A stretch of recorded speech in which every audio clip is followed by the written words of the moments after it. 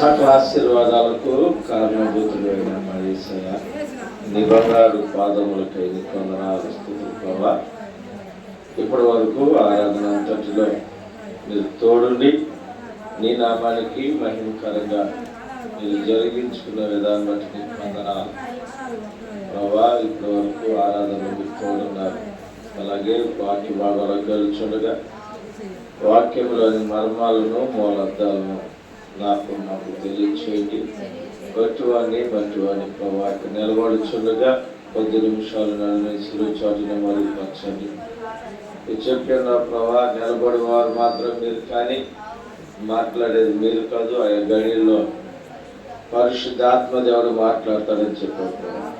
పరిశుద్ధాత్మదేవా, మీరే మాతో మీరు మాట్లాడి నీ విలువైన మాటలను మా హృదయంలో నీరు కట్టి ఫలింపదయచేయండి. మా నోటిని మీ బోరుగా వాడుకొని నీ విలువైన మాటలను మా హృదయంలో నీరు కట్టి ఫలింపదయచేయండి. వినగలిగిన చెవులు గ్రహించలేదు నాకు మాకు దయచేయండి. నిర్లక్ష్యము, నిద్రాత్మ, వ్యతిరేకత, ప్రతి ఒక్క యాంటీ స్పిరిట్ ని మీరు బంధించి నేను నీ ఆత్మని స్థలంలో పొందడంచేయండి. ఆయన సొంత మాటలు చూబుద్ది అక్కడ ఏలుబడి చేయకుండా నీ ఆత్మ చేత మాతో మీరు మాట్లాడి బలపరచండి. మా హృదయాలకు సరిపడినటువంటి వర్తమానం మాకు దయచేసి వాక్యాన్ని మన నీరు కట్టి ఫలింపదయచేయండి. యేసు క్రీస్తు నామములో అడిగి వేడుకొంచున్నాం తండ్రి. మంచిదండి. మీ అందరికీ వందనాలు. మనందరం కూర్చున్నట్లయితే మన పరిశుద్ధ గ్రంథం నుంచి పేతురు రాసిన మొదటి పత్రిక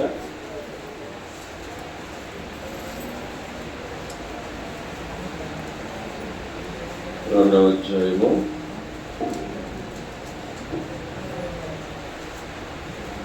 4 చూడండి. పేతురు రాసిన మొదటి పత్రిక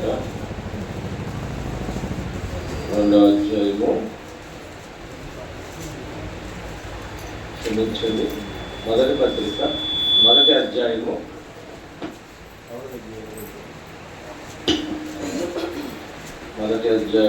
17వ వచనం చదువుకుందాం. పక్షపాతము లేకుండా క్రియలను బట్టి ప్రతి వారిని తీర్పు తీర్చువాడు తండ్రి అని మీరు ఆయనకు ప్రార్థన చేయుచున్నారు కనుక మీరు పరదేశులై ఉన్నంత కాలము భయముతో గడుపుడి. పితృ పారంపరమైన మీ వ్యర్థ ప్రవర్తనను విడిచిపెట్టినట్లుగా వెండి బంగారముల వంటి క్షయ వస్తువుల చేత మీరు విమోచింపబడలేదు, కానీ అమూల్యమైన రక్తము చేత, అనగా నిర్దోషమును నిష్కళంకమగు గొర్రెపిల్ల వంటి క్రీస్తు రక్తము చేత విమోచింపబడితేదని మీరు ఎరుగురు కదా. చూడండి పిల్లరా, ఇక్కడ మనతో సూటిగా తేటగా మాట్లాడుతున్నాడు దేవుడు. ఈరోజు మనతో సూటిగా మాట్లాడుతున్నాడు. ఏమని? పక్షపాతము లేకుండా క్రియలను బట్టి ప్రతి వానికి తీర్పు తీర్చువాడు తండ్రి అని మీరు ఆయనకు ప్రార్థన చేయుచున్నారు కనుక మీరు పరదేశులై ఉన్నంత కాలము భయముతో గడుపుడి. ఎంత గడపాలంటే అర్థమైందా? దేంతో? గట్టిగా చెప్పండి. భయముతో గడపండి. భయం ఉందా? అంటే అంతేకాదు, నోరు కదా, మొగలు అంటారు ఎట్టని అని. అది నోట్లో మాటలు రాని వాళ్ళు చెప్పే మాటలు, 4 సార్లు వచ్చటాలు, పెదాలు ఎరగటాలు, ఇవన్నీ ఏంటంటే పాప కొంతమందికి మాటలు రావు కదా. వాచ్ చేసే క్రియలు మనకి మాట్లాడుతూ వచ్చిన వారు అవునంటే అవును, లేదంటే మాకు భయం లేదంటే మాకు భయం ఉంది. మాట్లాడచ్చు కదా, మనకి భయం ఉందా లేదా? కొంతమంది మొగలు ఉన్నారు మన చర్చిలో, నాకు తెలియకుండానే. అందరూ మాట్లాడుతుంటే మాట్లాడచ్చు అనుకోలేదు, మొగలు కూడా ఉన్నారు మన చర్చిలో. చూడండి, మాట్లాడచ్చు అందరికీ. ఆయన అంటున్నాడు, ఏమంటున్నాడా, ఉన్నంతకాలం తీర్పు తండ్రి తీర్చిన మీరు ఎరుగురు ప్రార్థన చేయుచున్నారు కనుక మీరు పరదేశంలో ఉన్నంత కాలము భయముతో గడుపుడి. భయం ఉందా? ఏమండి, భయం ఉందా? ఒకరే పడుతున్న మాట అంటే అందరికి భయం ఉందా? భయము లేకపోతే భక్తి చేయలేము. అంటే దేవుడు ఉన్నాడు అనేటువంటి భయం కూడా మనకి లేదు. ఏమంటే భయం ఉంది? నిజంగా చెప్పండి, దేనికి వాళ్ళు భయపడుతున్నాం? ఊరికంటే మనుషులు భయపడి దేవుడు ఇయ్యాలా? మనుషులు భయపడతారా? డబ్బుకు భయపడుతున్నారు, డబ్బున్న వాడికి భయపడుతున్నారు, డబ్బున్న వాడికి దాసోహం అయ్యారు ఎలా. కానీ పిల్లరా, ఆ డబ్బుకు నోరు లేదు. ఆ డబ్బును సృష్టించినటువంటి సృష్టికర్తకు భయపడాల్సింది పోయి మధ్యలో ఉన్నటువంటి ఈ డబ్బుకు తెలిసి తైతెక్కలాడుతున్నారు. డబ్బును చూసి, డబ్బున్న వాడిని చూసి వాడి దగ్గరికి వెళ్ళి తైతెక్కలాడుతున్నారు ఆడవారు మగవారు కూడా. కారణం రేపొద్దున ఖచ్చితంగా నరకానికి పోతారు. జాగ్రత్త. డబ్బును చూసి వెర్రవీగుతున్నారేమో, డబ్బును చూసి భయపడుతున్నారేమో, డబ్బుకు విలువిస్తున్నారేమో. అది రేపు అట్ట నిలువున పాతాళానికి తీసుకుపోతుంది. జాగ్రత్త. మనం ధరవలసింది డబ్బుకు కాదు, ఈ లోకానికి కాదు. ఈ లోకాన్ని సృష్టించినటువంటి సృష్టికర్తకు ధరవాలి. ఆయన ఉన్నాడు, ఆయన చూస్తున్నాడని భయం కలిగి బ్రతకాలండి. ఈ లోకంలో కొంతకాలం బ్రతికి క్షేమైపోయే వాటిని చూసి భయపడతామంటే మనం అంటే వెండి బంగారాలతో చేయవాళ్ళ, బంగారం వెండితో శుద్ధి చేయబడ్డామండి. దానికి ఇచ్చిన విలువ దేవుడికి ఇట్లా. ఈ లోకంలో దేన్ని ప్రేమిస్తున్నాం, దేనికి భయపడుతున్నాం, దేనికి మనం గౌరవంగా ఉండాలి. నా తండ్రి నాకు ఉన్నాడని గర్వంగా చెప్పుకోవాల్సింది పోయి నా దగ్గర చాలా డబ్బు ఉంది, నా దగ్గర చాలా బంగారం ఉంది, నా దగ్గర చాలా అంగు ఉంది, నా దగ్గర చాలా పెద్ద కులం ఉంది. ఇవన్నీ నట్టేట్లు ముంచేస్తాయి. జాగ్రత్త. రేపు కులము నేను పరలోకం తీసుకెళ్దు, నీ ధనం తీసుకెళ్దు, నీ బంధువులు తీసుకెళ్దు, నీ బంగారం తీసుకెళ్దు. ఈ గుణము నిన్ను పరలోకం తీసుకెళ్తూ నువ్వు గుణవతిగా ఉండాలా, గుణవంతుడిగా ఉండాలా. మొదట అన్నిటికంటే ముఖ్యముగా మన పాత జీవితం, మన గతము, మా తాతదండి, మా మామ ఇదండి అని చెప్పుకోవటం విడిచి నా పరమ తండ్రి నన్ను రక్షించాడు, నన్ను రక్షించిన ఆయనను చూసి మనం గణపరచాలి, ఆయన చూసి గర్వించాలి. పాత జీవితాన్ని క్షయమైపోయిన దాన్ని విడిచిపెట్టాలి. ఇప్పటికీ విడిచిపెడతా. విడిచిపెట్టారని పాత జీవితాన్ని, గతాన్ని విడిచామా? మరి మన పూర్వీకులు తెలియక పాపం చేశారు. ఇప్పుడు మనకు తెలుసా తెలీదా? తెలుసా తెలీదండి? తెలుసా? మరి తెలిసి కూడా మనం విడిచామా? దాన్ని ఇంకా విడిచిపెట్టామా? మన చర్చలు అందరూ మోగోలేదండి. విడిచిపెట్టామా? విడిచిపెట్టలేదా? టిఫిన్లు చేశారా? పొద్దున్న చేయలేదా? మరి ఎందుకని మాట్లాడట్లేదు? ఏదో 4 రోజుల నుంచి ఉపవాసం ఉండి ఉన్నట్టుగా మొహాలు పెట్టారండి.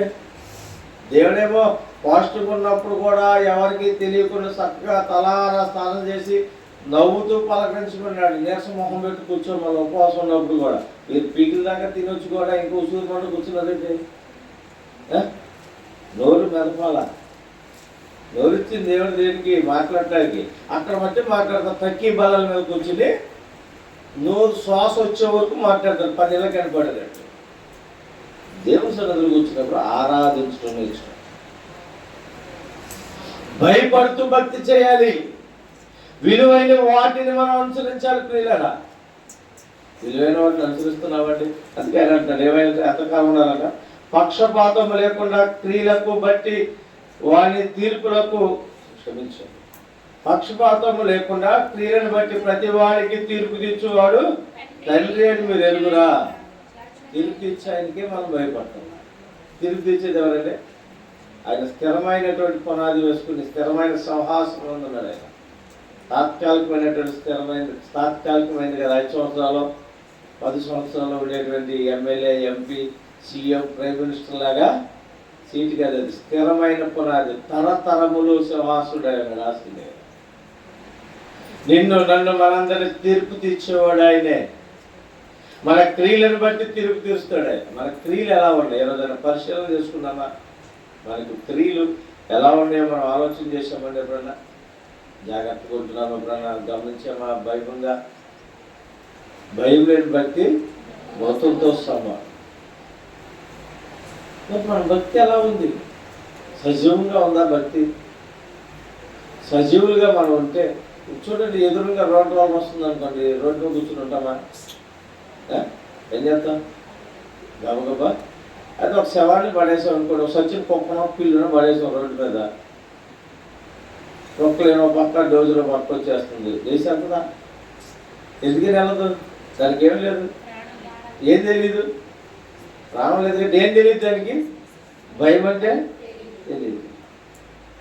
అందుకే సచిన స్థితిలో ఉంది. మరి మనకు తెలుస్తుందా? కుక్కలేనో డోజులు వస్తే మనం కొడుకుని ఉండగలమా? ఉంటామండి. ఏం తెలుస్తుంది మనకి? భయం తెలుస్తుంది. చచ్చిపోతామని భయం వచ్చింది. మరి దేవుడు మాటలు విని కూడా పాపం వైపు పరుగులు పెడుతున్నామంటే మనం సచిన స్థితిలో ఉన్నామా, బతికిన వాళ్ళగా ఉన్నామా? ఏమండి, ఏ స్థితిలో ఉన్నాం? దేవుడు మాటలు వింటున్నాం, దేవుడు వాక్యం వింటున్నాం, ఏది తినాలో తెలుసు, ఏది తినకూడదో తెలుసు, ఏది చేయాలో తెలుసు, ఏది చేయకూడదో అందరికీ తెలుసు. అయినా సరే మనం దాని వైపు పరుగులు పెడుతున్నాం అంటే ఈరోజు మనం ఏ స్థితిలో ఉన్నామో? ఆత్మీయంగా సచిన స్థితిలో ఉన్నామా, బ్రతుకున్నామా? ఏమండి, శారీరకంగా వదిలిపడేది, ఆత్మీయంగా బ్రతుకున్నామా? ఆత్మీయ స్థితిలో మెలకు కలిగిన వారు ఉండాలి. ఆత్మీయంగా మనం బలపరచేవారు, బలపడేవారు ఉండాలి. ఇక్కడ ఉన్నంతసేపు చాలా పవర్ఫుల్గా వింటాం, వాక్యం వింటాం, మాటలు చెప్తాం. కానీ ఇంటికి వెళ్ళాక చెప్పగలమా? చెప్పగలమంటే మన టోస్ట్ కూడా వెళ్ళారు అందరూ.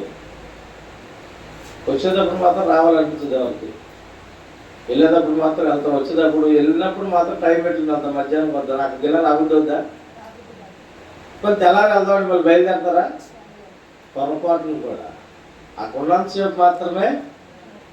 కారణం ఏంటంటే మన మనసు మనకు నిలకడ లేదు. మన ఆలోచన మనం జయించలేని స్థితిలో ఉన్నాం. మనం జయించేస్తుంది ఒకటి, ఏంటిది? మనం జయించేది అవుతుంది ప్రొజెక్ట్, అందరిని అదే జయిస్తుంది. ఏంటంటే డబ్బు అండి బాబు, అంతకు మించి ఏది లేదు జయించేది. తెల్లారు లేస్తే అంటారు చూసారు, తినదైన గండము తెల్లారు లేస్తే ఆడొస్తాడు, ఈడొస్తాడు, అడుగు కట్టాలి, ఇక్కడ ముందు పరుగులు పెట్టి ఏదో టయాన్ని అంతమంది డబ్బులు సంపాదించాలి. కానీ వాటన్నిటినీ సృష్టించింది నిన్ను, నన్ను, డబ్బుని అందరూ సృష్టించినటువంటి సృష్టికర్త ఏమన్నా ఈరోజు అయ్యో నా పరిస్థితి ఏంటి, రాకడ వచ్చేస్తే నా తండ్రి దగ్గరికి నేను వెళ్ళగలనా లేదా, నా పరిస్థితి ఎలా ఉందని ఈరోజు భయపడుతూ ఆలోచన చేసామంటే భయపడ్డామన్నా, పరిశీలన చేసేవప్పుడన్నా దేవుడి సన్నిధిలో మనం ఉన్నప్పుడు భయపడుతూ ప్రవర్తించాలి. ఆయన సన్నిధికి వచ్చేటప్పటికే మన సర్దుబాటు కలిగి ఉండాలి. మన జీవితాన్ని విడిచిపెట్టాలి. ప్రాచీనమైన జీవితాన్ని విడిచి పరిశుద్ధమైనటువంటి జీవితానికి ఆశపడాలి. ఎంతమంది ఎటువైపు చూస్తున్నామండి? పేరుకు మాత్రమే యేసు ప్రభువుని వెంబడిస్తున్నామండి. ఈరోజు లోకంలో 80% నాకు తెలుసో తెలియక ఆరాధించేవారు యేసు ప్రభు వారు. కానీ అధికారికంగా ఏకీపించేవారు ఎంతమంది ఉన్నారు? ఈరోజు ఇక్కడ ఉన్న వాళ్ళు ఎంతమంది దేవుడి మాటకు కట్టుబడి ఉంటున్నారు? దేవుడు చెప్పిన మాటకు 80% అన్న మేము ఉంటున్నామండి. ఎక్కడన్నా ఒక్కొక్కసారి తప్పిపోతున్నాము. మాకు దేవుడి తర్వాతే ఏదైనానండి ఎంతమంది చెప్పగలం? రేపు వచ్చే ఆదివారం 2000 జీతం ఇస్తాం, పనికి వస్తే అంటే జీతానికి 2000కి వెళ్తారా, ఆదివారం ఆరాధనకు వస్తారా? నిజం చెప్పండి. రేపు ఆదివారం పరీక్ష ఉంటున్నారా? అప్పుడు తప్పిపోయిన రోజు ఆదివారం రాకపోతే నిలబెడతాం. అలా ఇది ఒక రోజు మేము చర్చిగా ప్రిఫరెన్స్ ఇస్తే ఏదైనా ఆదివారం మానేస్తే వాళ్ళకి ఫైన్ వేస్తాం. అంటే కారణం ఎందుకు రావో తెలుసా? మాట ఇవ్వను కూడా ఇవ్వము. దేవుడే తర్వాత మొదట ప్రాధాన్యత లోకంలో ఉన్న వాటికే ఇస్తున్నాం. శారీరకమైన సంబంధమైన వాటికి ఇస్తున్నాం. ఆత్మీయ సంబంధాలుగా మనం మలచబడట్లేదు, ఆత్మీయతలోకి రావట్లేదు. ఇంకా ఈ లోకం అశాశ్వతమైందండి, ఇది శాశ్వతమైంది కాదు. ఆయన ఉన్నాడు, ఆయన మనం చూస్తున్నాడు, తీర్పు తీర్చి ఆయనని మనం భయపడాలి. భయపడాల్సింది పోయి నెగ్లెక్ట్గా ఉంటుందంటే నిర్లక్ష్యంగా ఆ నిర్లక్ష్యత ఏదో రాకడ ఈ రాత్రి వచ్చేస్తే రోజు రుణపలంగా రాకడ వస్తే మన పరిస్థితి ఏంటి? మన బిడ్డలు పరలోకం వెళ్తామా? మరి వెళ్ళినప్పుడు ఎందుకు భక్తి చేయడం అవసరం అంటారా? ఏమండి, ఇప్పుడు కరెంటు ఉంది ఊళ్ళో, కానీ రోజుకు ఒక గంట 2 గంటలు ఎప్పుడు వచ్చిందో తెలియదు, ఎప్పుడు పోయిందో తెలియదు. అవసరం అంటారా మన కరెంట్? ఏమంటావు? ఏమంటారు? నిజం చెప్పండి. కరెంట్ పద్దాకు పోతుంది వస్తుంది మొత్తం ఒక అరగంట కూడా పట్టుకొని గట్టిగా నిలబడదు. ఏమంటారు అప్పుడు? అయితే ఎట్టుంటే ఎట్లా కొట్టారు బతికేద్దాం లెక్కేస్తారా? ఎంత సిరాకు వచ్చింది. కర్మగా కరెంటు కనపడితే ఏం చేస్తారు? కొట్టు చంపేస్తారు. ఇప్పుడు వాస్తవంగా దేవుడు మనం కొట్టు చంపేయాలా? అదే స్థితిలో ఉంటే మరి మనం ఎలా ఉన్నాం? వారానికి 2 గంటలు ఉండడానికి చాలా కష్టమైపోతుంది. మాటలు మాత్రం కోటలు దాటిపోతాయి. దేవుడి గురించి చెప్పమంటే ధారాళంగా చెప్తాం, కానీ గంట ప్రార్థన చేయమంటే ఒక్కడు కూడా రాడు. ఎంతమంది వస్తున్నారు గంట ప్రార్థనకి? మన వచ్చే ఖాళీగా ఉన్నవాళ్ళు కూడా రాదు. చర్చి గట్టిన కానీ వచ్చాము ఒక ఆమె కనపడింది. ఆ వాటర్ కొనుగోలు అమ్ముకుని ఆ టైంకి వచ్చి కాసేపు కనపడలేదు, తిట్లు తినేక. ఇంకెవరు రారు. ఖాళీగా కూర్చున్నా సరే ఇంట్లో అవసరం వచ్చినప్పుడు మాత్రం ఫోన్ చేస్తారు. అయ్యా పరిస్థితి నాకు ఒక్కోసారి పంపిణీ ఫోన్ ఇచ్చారా వచ్చింది. ఎందుకో తెలుసా? ఆరాధనకు రారు, క్రమం పాటించరు, ఉన్నా రారు. అవసరానికి మాత్రం ప్రార్థన చేయని ఫోన్ చేసేస్తారు. అంటే మేము పనులన్నీ మానేసుకొని ప్రార్థన చేయాలి కోసం. నేను ట్యాబ్లెట్లు వేసుకుంటా, మీకు రోగాలు తగ్గిపోతాయి. నేను ట్యాబ్లెట్ వేసుకుంటే మీకున్న జలం తగ్గిపోతుంది. అన్నం తింటే మీ ఆకలి తీరిపోతుంది కదండి. ఎవరి ఆకలి వాడి తింటేనే తీరిద్ది. ఇది కూడా అంతే. ఎవరి సమస్య తీరాలన్నా మొదట మోకంటే ముందు మీరు మోకాళ్ళు వేస్తే కాలని చూస్తారు. అది చేయట్లే. మా మేనత్తో మీరు చూసారు కదా, కర్ణం దాకా వచ్చింది.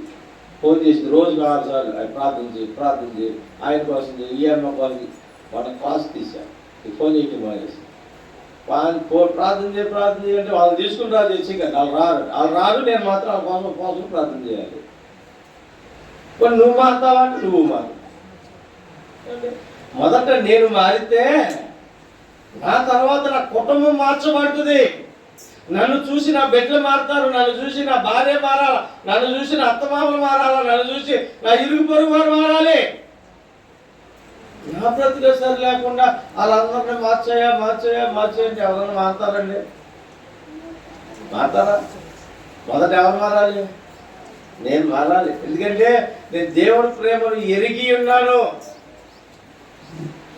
దేవుడి ప్రేమను నేను రుచి చూచి ఉన్నాను. కాబట్టి నేను చాలా జాగ్రత్తగా ఉంటే నా ప్రవర్తనలో మార్పు కనపడితే, నా స్థితిగతుల్లో మార్పు కనపడితే నన్ను చూసేవారు మార్చబడతారు. ఎంతమంది మేము మార్పులు కోరుకుంటున్నాం? ఎంతమంది పాత జీవితాన్ని విడిచి నూతన జీవితంలోకి ప్రవేశిస్తున్నాం? మన స్థితి మారట్లేదు, మన ఆలోచన మారట్లేదు. మన వాళ్ళందరూ మారిపోవాలి. ఎలా? మొదట నేను మారాలి, నా స్థితిగతులు మారాలి, నా నడవడికి మారాలి, నా మాట తీరు మారాలి, నా ఆలోచన మారాలి. నన్ను చూసేవారు చాలా మంది ఉన్నారు. నన్ను పరిచయం చేసేవారు చాలా మంది ఉన్నారు. ఎలా ఉంటున్నారు, వీళ్ళ పరిస్థితి ఏంటి, వీళ్ళు ఏం చేస్తారు, ఏంటి, ఇన్ని కబుర్లు చెప్తారు కదా అని వాటికి అనుగుణంగా మనం జీవిస్తేనే ముందుకు సాగాలి. వాటన్నిటిని విడిచి లోకానికే పరిమితం అయిపోయాం. లోకం వైపే పరుగులు పెడుతున్నాం. లోకంలో ఉన్నదాన్నే ఆశిస్తున్నాం, లోకంలో ఉన్నదాన్నే కోరుకుంటున్నాం. అది క్షేమ అయిపోయేది, ఇక్కడ వదలబడేదే. ఏదైనా సరే ఇక్కడ నిలవబడేదే, అది మనతో వచ్చేదేమీ లేదు. ఆయన ఇచ్చినటువంటిది మాత్రమే మళ్ళీ ఆయన దగ్గరికి లేదు. ఆయన ఇచ్చింది ఏమండి? తండ్రి ఇచ్చింది ఏంటి మనకి?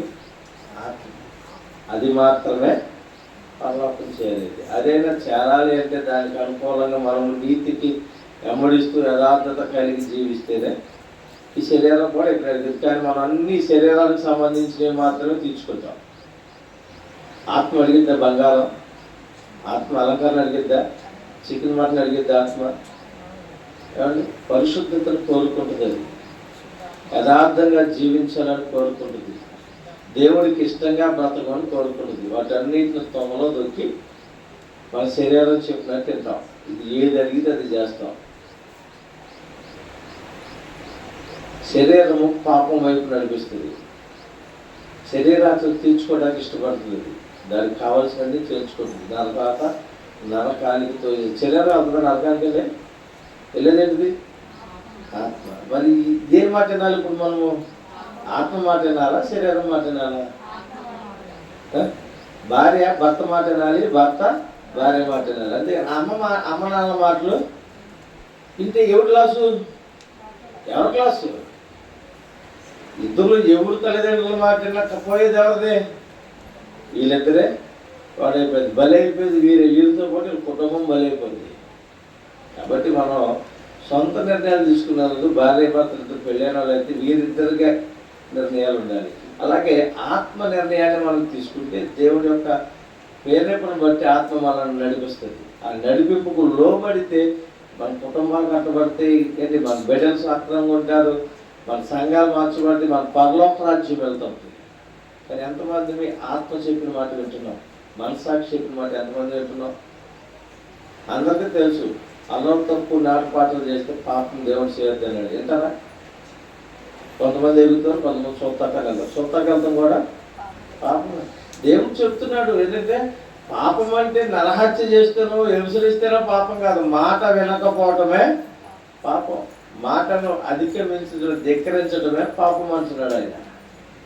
మరి ఈరోజు మనం పాపులుగా ఉన్నామా? ఎలా ఉన్నాం? పాపానికి దాసులుగా ఉన్నాం. మన మాట వినని వారిగా ఉన్నాం. దేవుడి మాటేనో, ఎదుటి వారి మాటేనో, తల్లిదండ్రుల మాటేనో మనకు నచ్చినట్లుగా మనం చేసుకుంటూ వెళ్ళిపోతాం.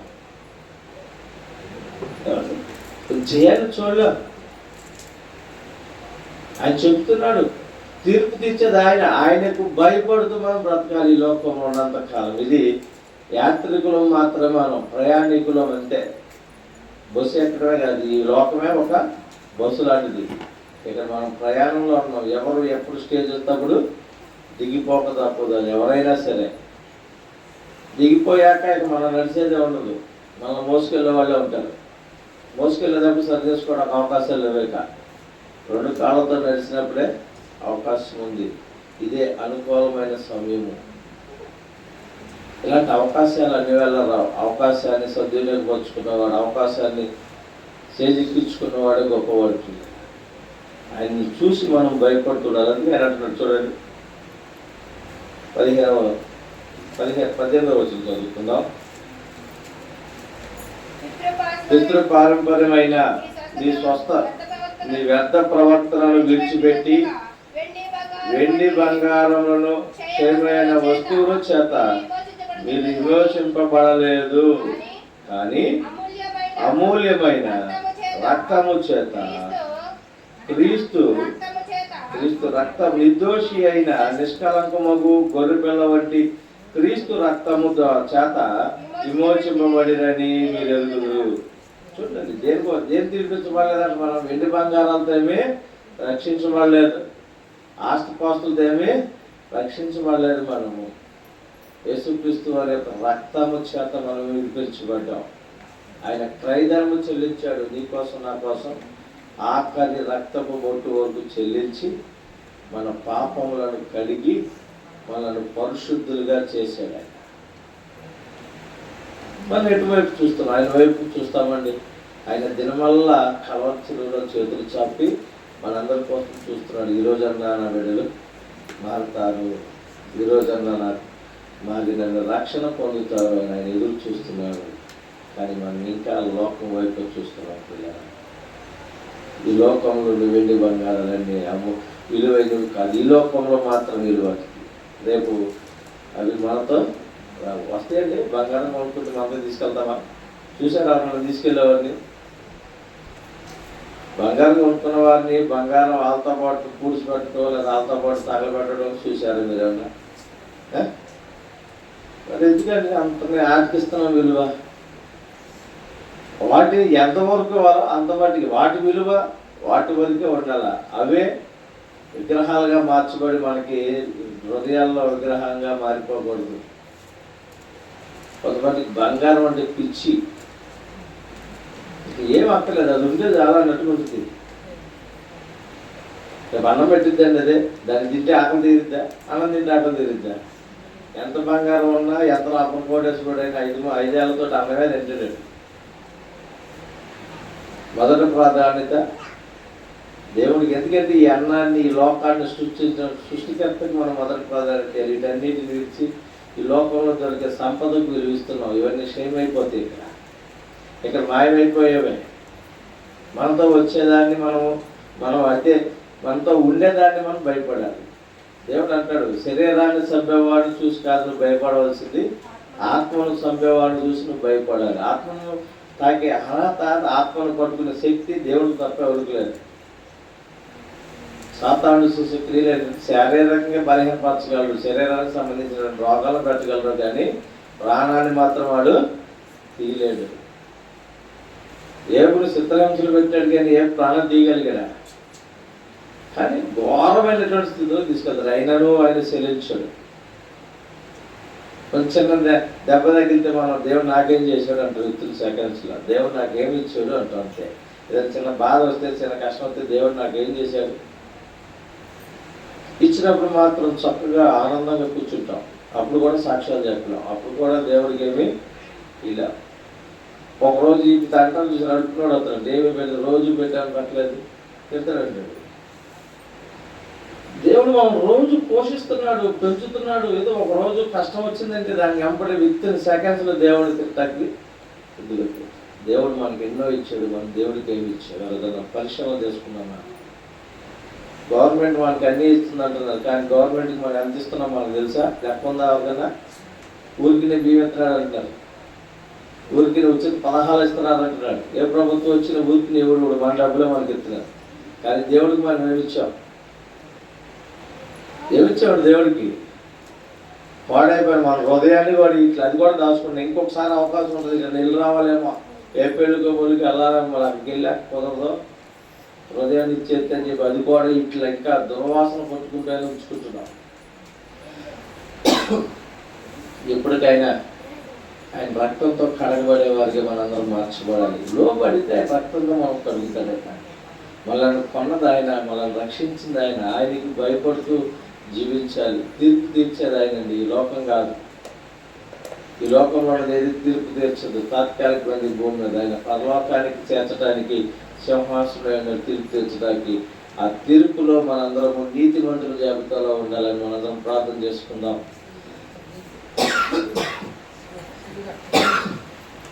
పాత రోద బ్రతుకు విడిచి ఆయన చూస్తున్నాడని భయం కలిగి, తీర్పు తీర్చేవాడు ఆయనే, తీర్పరై ఉన్నాడు కాబట్టి దేవుడు అంటే భయం కలిగి మనం భక్తి చేద్దాం. దేవుడు అంటే భయం కలిగి జీవించాలని మనందరము ప్రార్థన చేసుకుందాం. మన జీవితంలో ప్రతి పాపమును ఒప్పుకొని విడిచిపెడదాం. పరిశుద్ధుడా, మహోన్నతుడా, దయగల మా స్వామి మహేశయ్య, నీ బంగారు పాదములకి వందనాలు స్తుతులు ప్రభా. అయినా నీవు ఈ లోకంలో పరదేశంలో ఉన్నాం ప్రభా. మా క్రియలను బట్టి నువ్వు తీర్పు తీర్చేవాడు నీవే ప్రభా. మా తీర్పుకి తగినట్లుగా నాయన, మీ నీతికి తగినట్లుగా మేము తీర్పులో నాయన నిర్దోషులుగా నిలబడటకు తగినటువంటి భక్తిని, జ్ఞానంలో బుద్ధి మాకు దయచేయండి. నువ్వంటే మాకు భయం కలిగి మేము జీవించడం మాకు నేర్పించండి. నువ్వు చూస్తున్నావు భయము, నువ్వు మాతో ఉన్నాను భయమును మాకు దయచేయండి. నాయనా, నీ సన్నిధితో నీతో నమ్మకంగా ఉంటే నువ్వు మాతో ఉంటానంటున్నావు. నీ ఆత్మ మాకు తోడుగా ఉంటే మేము ఎక్కడ తప్పిపోము కదయా, మేము ఎక్కడ జారిపోము కదా నాయన. నీ ఆత్మ మాకు తోడుగా ఉంచండి. మా ఆలోచన, మా జ్ఞానం ఏపాటివయా? ఈ లోక జ్ఞానం ఎదుగుతనాన్ని పుట్టిస్తుంది. లోక జ్ఞానం పాపం వైపు నడిపిస్తుంది. ఈ పాపం నుంచి మనం దూరముగా పరచాలి. పాపానికి దూరంగా ఉండాలి. ఆయన మేము నీకు దాసులు కానీ పాపానికి కాదు నాయన. నాయన నీ రాజ్యానికి మేము దాసులు నాయన, ఈ లోకానికి కాదు నాయన. ఈ లోక దాసత్వం నుంచి విడిపించండి, బానిస సంఖ్యల నుంచి విడిపించండి. ఆనాడు ప్రభా గాడిదల కట్ల విప్పి దాన్ని గంత నచ్చినట్టు చేసావు ప్రభా. అదే గంత మాకు ఇన్నయ్యా, మాతో మీరుండండి నాయన. మేము కట్టబడ్డ కట్లు ఈ లోకంలో బానిసలుగా నాయన, డబ్బుకు బానిసై డబ్బు అనేటువంటి బంధకాలతో మేము బంధించబడ్డాం. బంగారమైన బంధకాలతో బంధించబడ్డాం. లోకాశ్రయమైన బంధకాలతో బంధించబడ్డాం. ఆ బంధకాల నుంచి విడిపించండి. ఈ క్షణమైన మా బంధకము బ్రతుకు నుంచి నైనా కట్ల నుంచి విడిపించి మాకు స్వతంత్రులుగా నైనా నీ బిడ్డలుగా నీ రాజ్య వ్యాప్తి కొరకు ప్రయాసపడేవారుగా నీ రాజ్యంలో వెతికేవారుగా నీ కొరకు మేము పరుగులు పెట్టేవారుగా మనం సిద్ధపరచు. మా ప్రతి పాపంలో ఎదురు ఒప్పుకొని పరిపూర్ణంగా విడుదల పొందడానికి సహాయం చేయండి. ఏ ప్రాచీనమైన స్వభావం మాలో ఉంటానికి వీలేదు, ఏ పాత స్వభావం నాలో ఉంటానికి వీలేదు, ఏ పాత జీవితం నాలో నాయన మొలకెత్తడానికి వీల్లేదు. పరిపూర్ణంగా నాయన హృదయం అంతటితో నిన్ను ఆరాధించడం, నాయన ఆత్మపూర్ణమై నిన్ను ఆరాధించడం మాకు దయచేయి. నా ప్రతి పాపాన్ని ఒప్పుకొని విడిచి ఈ సన్నిధిలో నమ్మకంగా ఉండటం సహాయం చేసి విత్తబడి వాక్యం అందరి హృదయాలను నీరు కట్టి ఫలింపు దయచేసి వాక్యానికి తగినట్లుగా మేము నడుచుకునే భాగ్యం మాకు దయచేసి ఈ కృపలో మమ్మల్ని అందరినీ భద్రపరచు. నీవే మా దేవుడము సజీవుడు రుజువుపరచు. యేసుక్రీస్తు నామములో అడిగి వేడుకొంటున్నాం తండ్రి. ఆమేన్.